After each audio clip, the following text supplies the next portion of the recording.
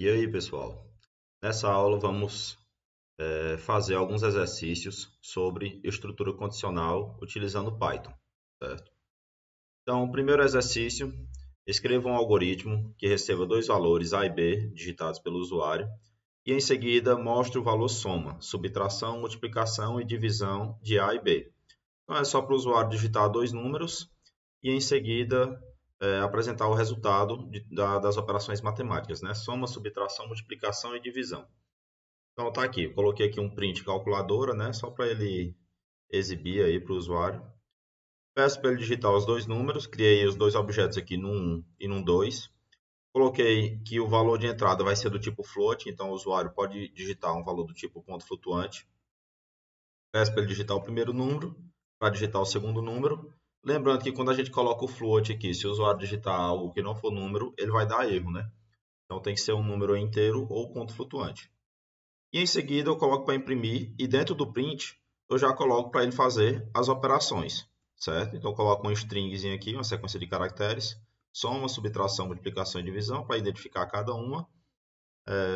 E em seguida coloco para ele exibir os resultados, né? Da soma, da subtração, da multiplicação e da divisão.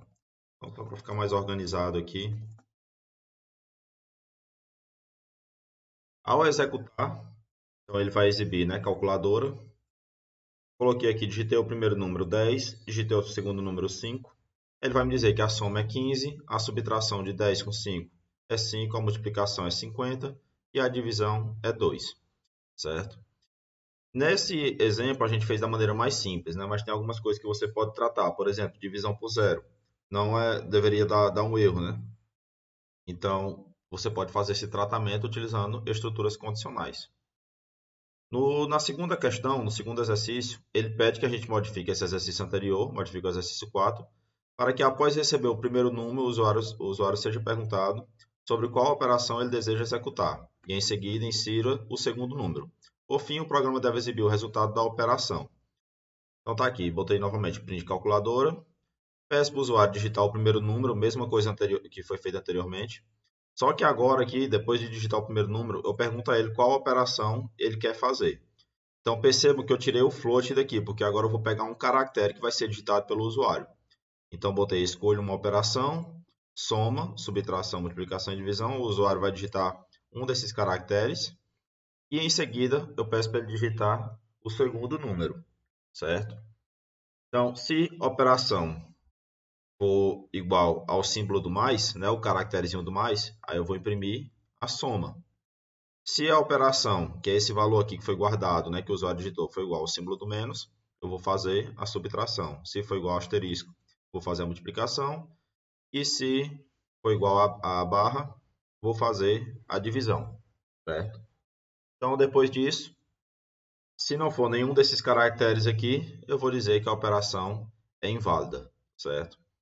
Então, para ele fazer uma das operações, ele tem que digitar aqui um desses valores válidos. Executando, peço para digitar o primeiro número, coloquei aqui o 10. Escolho uma operação, mais, menos, vezes, dividir. Escolhi o dividir. Digite o segundo número, 5. E aí a divisão de 10 por 5 deu 2, certo? E assim ele vai funcionar para todos os valores. Então, vamos executar aqui novamente. Digite o primeiro número, vou botar 8. Escolho uma operação, vou botar aqui vezes. Digite o segundo número, vou botar 2. Foi multiplicação, então está 16 o resultado, certo? E aí assim ele vai funcionar para todas as operações aqui que a gente colocou.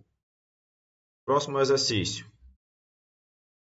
Escreva um programa que leia dois números inteiros. O programa deve determinar se os dois números são ou não múltiplos um do outro e exibir uma mensagem adequada em cada caso.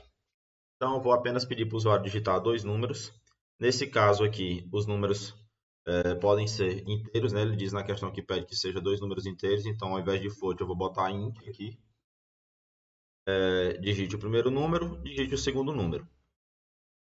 Se no 1 mod num 2 foi igual a 0 e num 2 mod num 1 foi igual a 0 também, isso quer dizer o quê?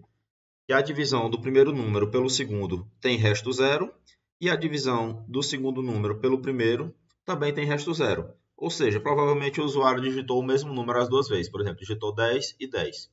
E aí, nesse caso, os números serão múltiplos entre si. 10 é múltiplo de 10, né? Então, o resultado é 1.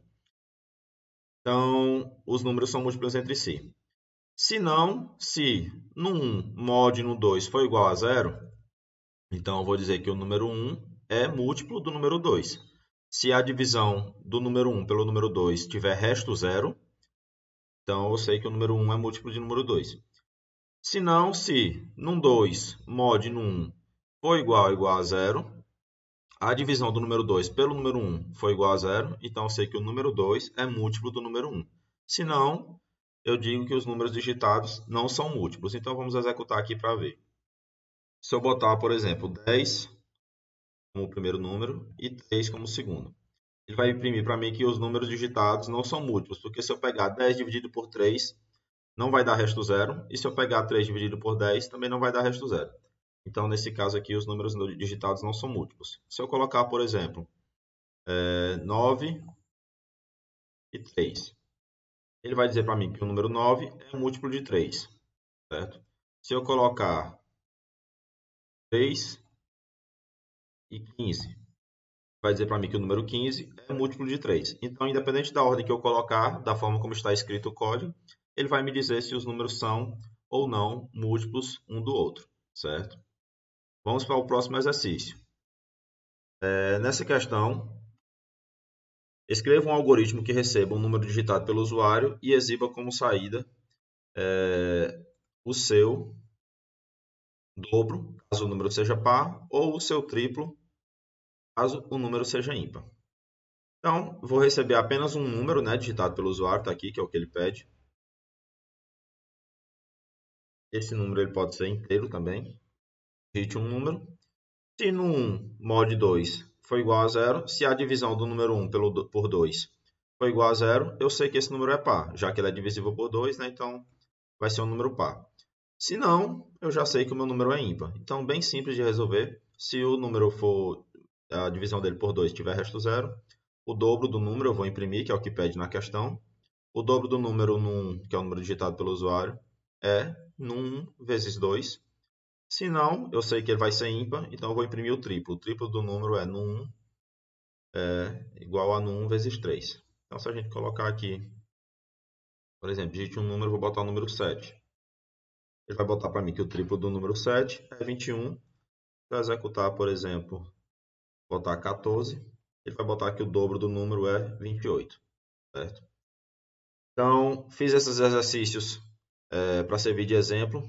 Terminem de fazer todos os outros aí da lista de exercícios que foi deixada para vocês realizarem, certo? Então, um abraço a todos e bons estudos.